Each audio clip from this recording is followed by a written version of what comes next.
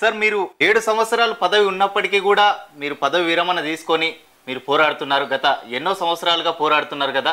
BJP BC CM అనే నినాదం తీసుకొని ఊపిరి పోసిందనుకోవచ్చా, ప్రజలు ఊపిరి తీశారనుకోవచ్చా? ఈరోజు యాక్చువల్గా బీజేపీ బీసీ నినాదము ఒక 6 నెలల ముందు కనుక తీసుకొని ఉంటే సార్ ఇవాళ కాంగ్రెస్ అధికారంలోకి వచ్చేది కానే కాదు.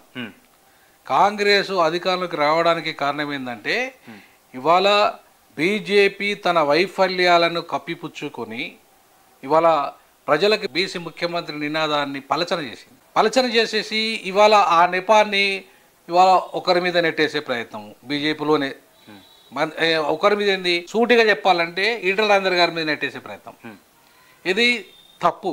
ఇది ఈటల రాజేందర్ గారు చాలా సిన్సియర్గా ఈ ఎఫర్ట్ని చేశారు తన శక్తి మేరకు. బీజేపీ అగ్రస్థానాలా లేకపోతే బీజేపీ నాయకుల తెలంగాణ రాష్ట్ర నాయకులే. బీజేపీ అగ్ర నాయకత్వం అనేది బీసీ నినాదం పట్ల చాలా చిత్తశుద్ధిగా ఉంది. కాకపోతే వీరు సరిగా గైడెన్స్ ఇస్తే 6 నెలల ముందే ప్రకటించేటోళ్ళు. కానీ వీరు సరిగా గైడెన్స్ ఇవ్వకపోవడం వల్ల రాష్ట్ర నాయకత్వము వీళ్ళ మధ్యలో సమన్వయం కరెక్ట్గా లేకపోవడం వల్ల ఈ బీసీ నినాదం 6 నెలలు లేట్ అయింది.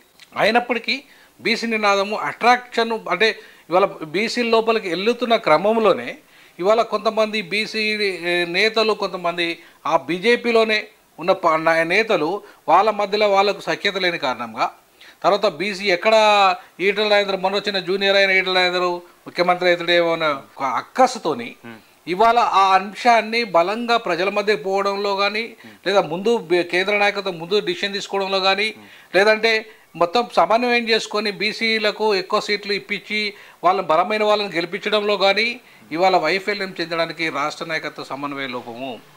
రాష్ట్ర నాయకత్వ సమన్వయ లోపం కారణంగా ఇవాళ బీజేపీ బీసీ ముఖ్యమంత్రి నినాదాన్ని ఇలా హంగ్ వచ్చే అవకాశం ఉండే. యాక్చువల్గా నా అంచనా ప్రకారము బీజేపీ హంగ్ 30-25 సీట్లు వచ్చి హంగ్ వచ్చే అవకాశం ఉండే.